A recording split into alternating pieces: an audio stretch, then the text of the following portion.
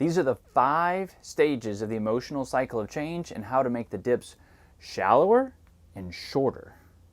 Welcome to the PBL Simplified Podcast. I'm your host, Ryan Stoyer, and today we're talking about change process. If you're an educator listening to this, you're a leader, a principal, assistant superintendent, you are leading people and you're leading change, or you're listening to the wrong podcast. But once you start moving things from a traditional classroom to project-based learning, service learning, some student-centered model, you're now involved in the change process. And the change process would be really easy. I've got all the tips, the tricks, the structures, the resources you need for project-based learning, except there's people involved. If there were no people involved in change, it'd be a piece of cake, you'd have no problem. You can just stay attuned to your tasks, but there's relationships to be built. There's people to move through this process. And information and knowledge may be part of it, but it's only a small part. So we've got these 5 stages of the cycle of change, and I think they're valid for us. I will tell you that I am one of those people, probably just like you, who's a mover, a pusher, a 3 on the Enneagram scale, a high D, right? Like we're going to move things forward because we see it, now we're going to do it. But again, you've got people that are not like you. You've got people that are going to go through these 5 cycles. And I would even say, as much as I try to push against these 5 stages, I probably go through them. But what we found is that we have structures and processes, people, inspiration, vision that can make the lows less low and make them a little bit shorter. So your people are still probably going to go through them. You're probably going to go through these stages, but they don't have to last as long because you're not doing it on your own. And it's not your first time. So let's take a look at the 5 stages of the change cycle. As you'll see on the screen, stage 1 is uninformed optimism. This is a fun time. We're dreaming, we're visioning. Oh, school could be so much better. I can't believe we used to do that. Now we're going to do this. Like we run a futures protocol in our design days, and we take you and your leadership team through this process. And it's always high energy. People are excited about it, and they can see the future. They can see the vision. And you want to hang on to that. It's part of what Design Days is to hang on to that. But part of Design Days is to also say, hey guys, there's a cost to this. Because that moves you into stage 2. Stage 2, you'll see the line of optimism versus pessimism, and you just start to go underneath that line into pessimism. Because while the first cycle is exciting and it's full of optimism, the second stage is going to be your informed pessimism. So now what happens typically in this cycle is you were really excited about the vision and the place you were going to go, but now you're like, there's a cost to this. So what is the cost? We hadn't thought about this. We didn't think about the hard work, the insecurities that might come out. We might have some obstacles we hadn't thought about before. We're going to have to problem solve. We're going to have to think critically. And this is all about adults. We're not even talking about kids yet. So in stage 2, there's this informed pessimism. Right, so you're starting to come down on the cycle. We were all excited about what we could be doing. Now we have to do it, and it gets hard. And that's okay. That's part of the process. Now what we do in Design Days actually is we try to bring up some of these costs that are going to come up. So before you leave, you kind of go through the optimism, and we're there with you as you get to some of the informed pessimism, like, oh, this is going to be hard. But you can start to think through how you're going to get through those first couple of obstacles. Because then you're going down into, and it sounds really bad, stage 3, the valley of despair. Oh no, like we're despairing, like this is our lowest point emotionally. We're down in the bottom of this pessimistic valley, and this is where a lot of people turn back. I'll give you 2 examples that we've seen. One that we went through as Magnified Learning as the organization. Real early on, we're doing a lot of great work. People are like, yes, yes, yes, we want to do all of this.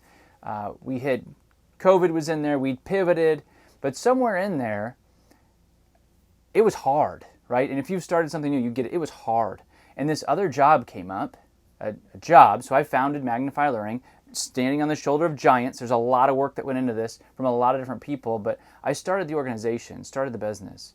And when you do that, it's different, right? You're an entrepreneur, so there's no insurance, there's no bank of money that pays you. And then eventually you hire someone, and now you're actually responsible for their salary. And at one point we were in the valley of despair, or I was, right? And we saw this other job was an after-school job, and it had benefits and steady pay, and it was like, maybe that's the best thing for my family and my 5 kids. So we got 5 kids, and so how are we going to work this out? And we looked at it, and I talked to some close advisors, and I said, well, what happens if I take this? And they said, well, Ryan, you could take it. Like, if it's the best thing for your family, go ahead, but understand that Magnify Learning's done. Like, it'll just be done. There's not enough structure to it yet. You can't sell it. Like, nobody's going to be able to take this over. It's too much you, right? And there was some hard thinking down in the valley of despair. So you want people with you so it's not as deep and it's not as long. And what helped me was the vision that we talked about at the beginning, that optimism. Like there was a second of like, yeah, maybe we should play it safe. Maybe we should have insurance and all these different things. But then the vision was like, this all goes away. But we've got this vision of all these schools using project-based learning. We've seen that it works. Like, how do we do that? So my wife and I had that conversation. We jumped in. Like, yeah, let's do it. And that took us out of the valley of despair, up into informed optimism. But let me tell you another story before we get there. Because what happens in the valley of despair is, in the project-based learning world, is you, and probably not you, hopefully it's not you, but we've seen people grab some of our resources, which is fine. We're building a movement, not an empire. We want to share. But they'll take it and then we never hear from them again. So they go and they're excited. They're in stage 1. They start doing some of the work. They get into stage 2. They get into stage 3 in the valley of despair. They don't have coaching. They don't have training. They don't have supports built up. And they turn back. Because what the research shows then is that you're going to turn back around and you're going to go through steps 1 through 3 again. You're going to try something different. So when you get in the valley of despair, 1, I want you to know it's coming.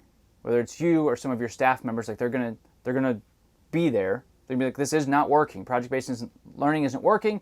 It's hard. I don't get it. The kids really like it, but what do I do? And then we're going to push through that to informed optimism. And if you notice on the chart, it goes just above that line.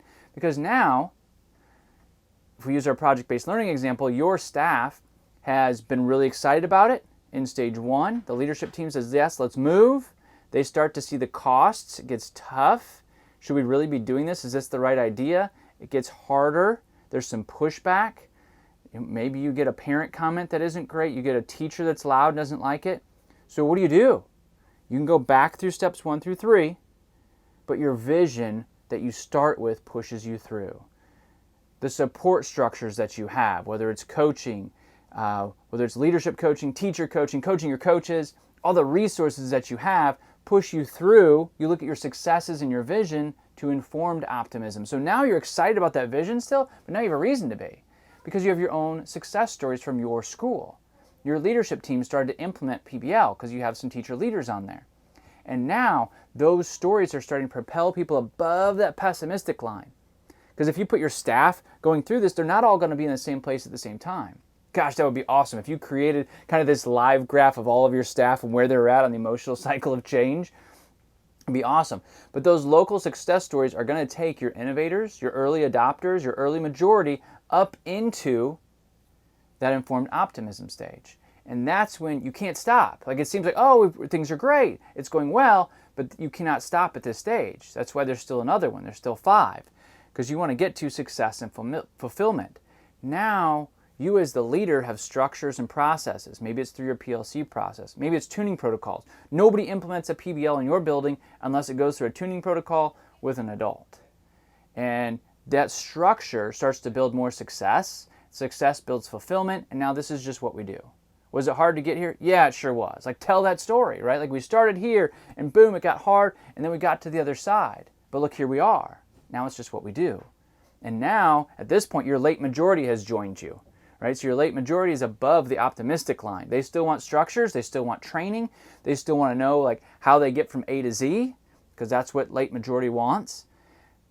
But they're with you now. They're above the optimism line. Now, your laggards, you might have to pull them a little bit more. They might never come up. But they're better. They're not in the valley of despair. They're with you. So now your staff has made it through that valley.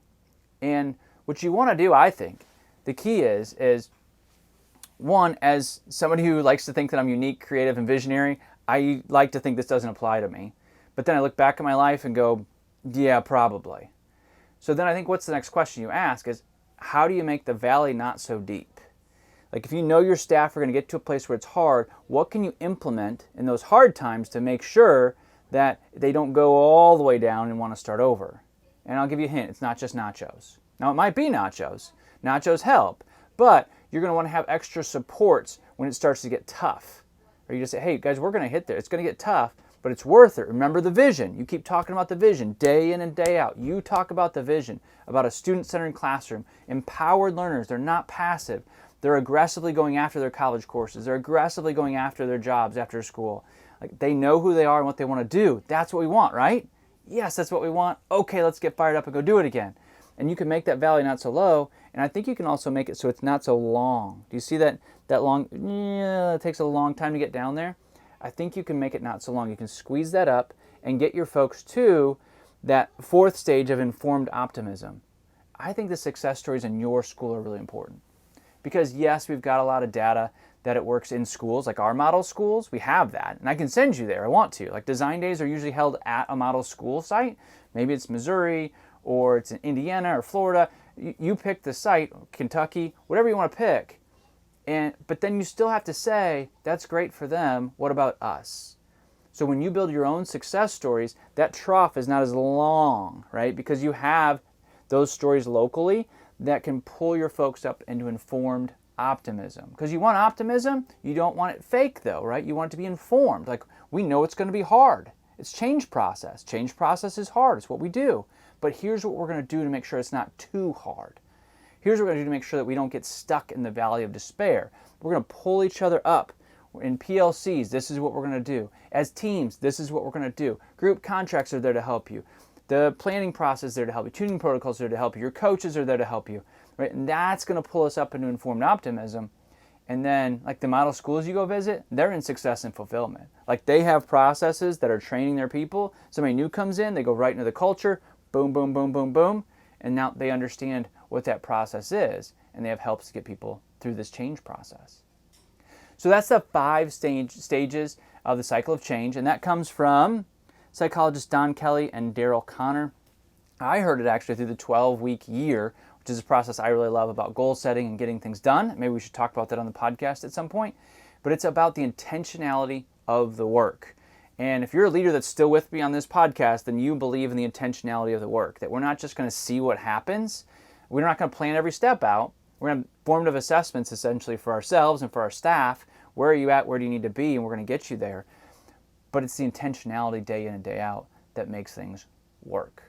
So I hope that this graphic on the screen, and we can give you a link to it, but as you look at this emotional cycle of change, I want you to think, especially if you're that high D like I am, and maybe you're not even necessarily a people person right away, you're task oriented, that happens a lot for us too.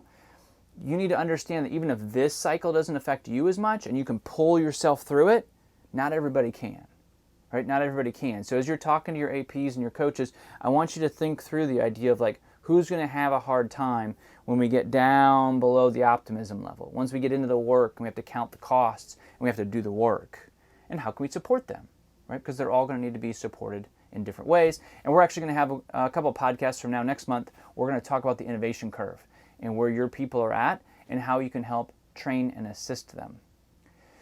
So I hope this is helpful for you. You can take it back to your leadership team and start to plan how you're going to move from a traditional school system to a project-based learning system that is student-centered and doing amazing, amazing things. As we approach the summer training season, we'll have some links in the description where you can look at some open workshops that are virtual. So wherever you're at in the country, you can join us for either a jumpstart, advanced, or maybe even certification if you're crushing it, or we can come right to you. I will tell you though that at this point, we're only working with 41 schools. Might be that way for you. 41 schools, so our calendar is going to fill up. So make sure that you schedule a time so we can talk about what your vision is and how we can fulfill that vision with an on-site design days and a PBL workshop that's directly at your school, customized for your vision, your environment, your staff.